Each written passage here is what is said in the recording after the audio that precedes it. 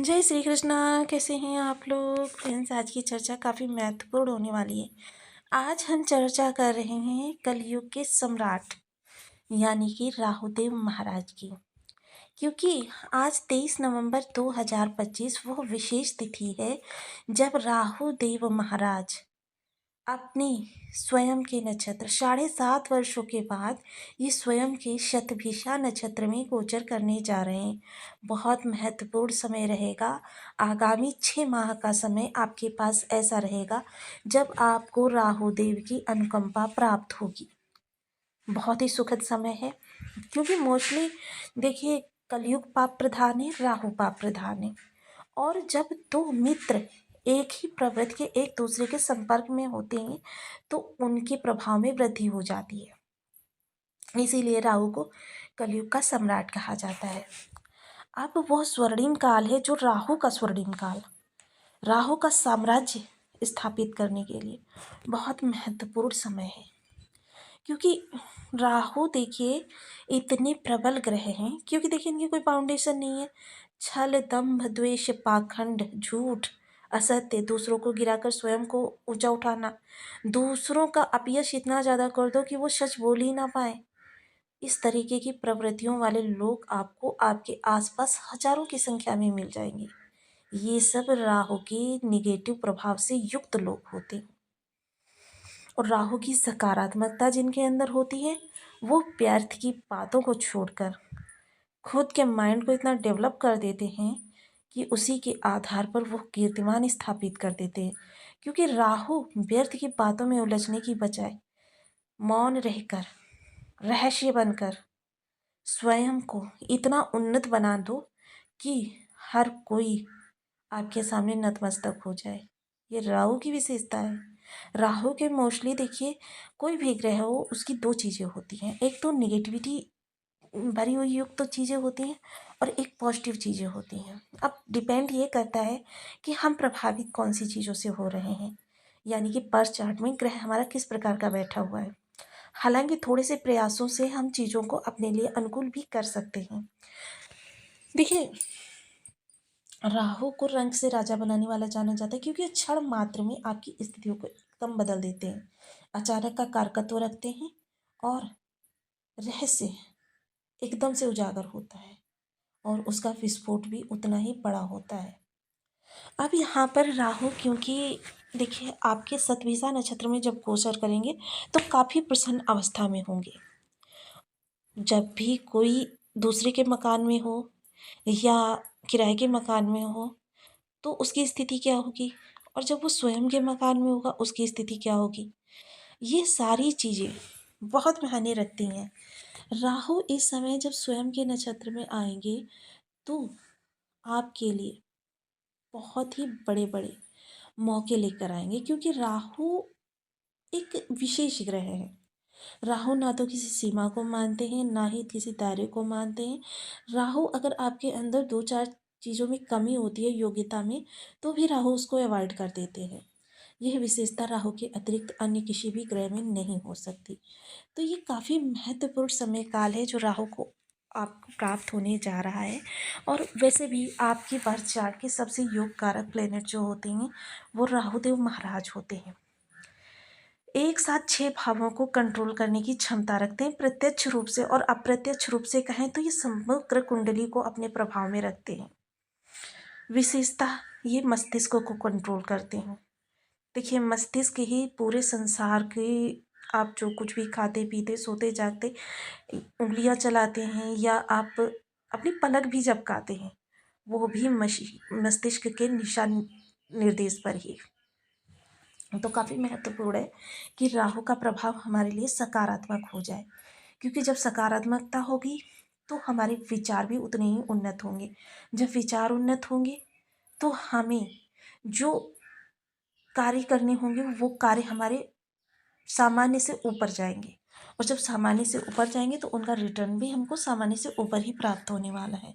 तो आज राहु की इसी विशेष अवस्था के आधार पर हम ये जानेंगे कि कौन सी चीज़ें हमारे लिए इस दौरान ना करने योग्य हैं, किन चीज़ों से बचकर हम अपने प्रभाव को और ज़्यादा प्रबल कर सकते हैं। तो बनी रहिए हमारे साथ इस वीडियो में एंड तक। आपको बहुत कुछ जानने के लिए मिलेगा। वीडियो बहुत ज्ञानवर्धक होने वाला है। यदि आपके लग्न में 2 नंबर बना हुआ है तो ये राशिफल आपके लिए। यदि कुंडली में कहीं भी चंद्रमा के साथ 2 नंबर बना हुआ है तो ये राशिफल आपके लिए। कुंडली ना होने की स्थिति में आप इसे नाम राशि से भी देख सकते हैं। यदि अभी तक आपने अपने इस चैनल को सब्सक्राइब नहीं किया है तो प्लीज़ सब्सक्राइब कर लीजिए, वीडियो को लाइक कर दीजिए, चैनल को शेयर कर दीजिए। इससे होगा क्या कि हमारे आने वाले हर वीडियो की नोटिफिकेशन मिल सकेगी आपको सबसे पहले। एक प्यार सा कमेंट करना बिल्कुल ना भूलें। कमेंट से हमें बहुत मोटिवेशन मिलता है, हौसला मिलता है और ये पता चलता है कि आप और क्या जानना चाहते हैं।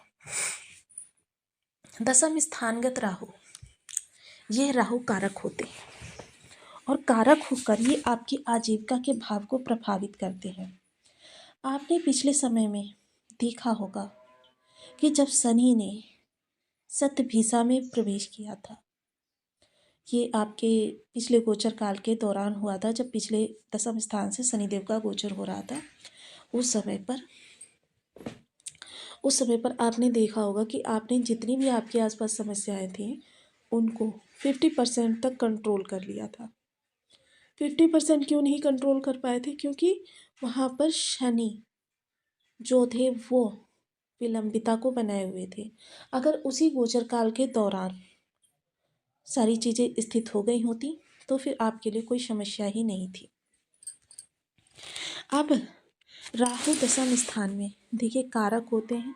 सबसे पहले यहाँ पर जो शासन प्रशासन से जुड़े हुए कार्य हैं या स्वयं आप शासन प्रशासन का हिस्सा हैं तो फिर समझ लीजिए वरदान, आपके चमत्कार जैसी स्थितियाँ परिवर्तित होंगी।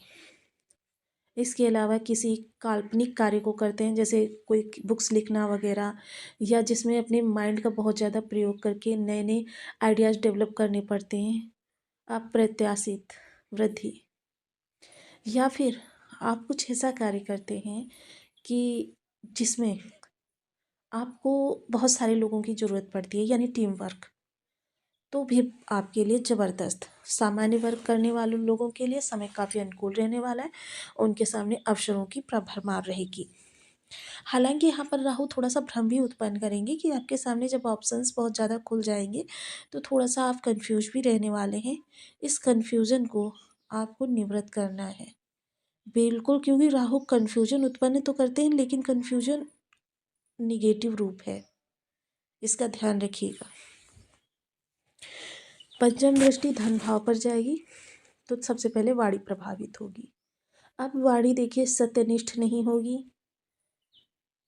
हर चीज को अपने हिसाब से कि उसका लाभ किस तरीके से हो, यानी सामने वाले से अगर कोई काम निकल रहा है तो उसको किस तरीके से इम्प्रेस करना है, इस चीज़ में वाणी विशेष माहिर होगी। लोगों को प्रिय लगे, सच हो या झूठ इससे मतलब नहीं है, प्रिय लगे वही वार्तालाप करेगी। प्रभावशाली भी होगी, हालांकि थोड़ा सा वाणी के अंदर झूठ भी होगा। खान पान काफ़ी सजगता से करें, क्योंकि इस समय राहु आपको भक्ष्य या भक्ष्य के लिए प्रेरित करते हुए दिखाई देंगे। इन सब चीज़ों के लिए थोड़ा सा अलर्ट रहें, सतर्क रहें। पंचम दृष्टि जो सुख भाव पर जाएगी तो देखिए घर के लोगों के मध्य थोड़ा सा इस समय ईगो टकराव बना रहेगा, लेकिन देखिए चीज़ें जो हैं ऊपरी तौर पर होंगी। देखिए जैसे सागर में लहरें जो आती हैं ऊपर उथल पुथल मचा देती हैं, लेकिन अंदर शांत सागर हिलोरे मारता रहता है। ये वही स्थिति होगी कि मतलब ऊपर से तो लोगों को लगेगा कि आप लोगों के मध्य थोड़े से विवाद इश्यूज हैं, लेकिन यह ऊपरी तौर पर होंगे।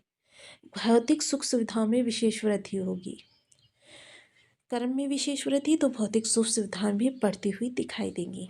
इसके अतिरिक्त थोड़ा सा माता के स्वास्थ्य को लेकर सजग रहें।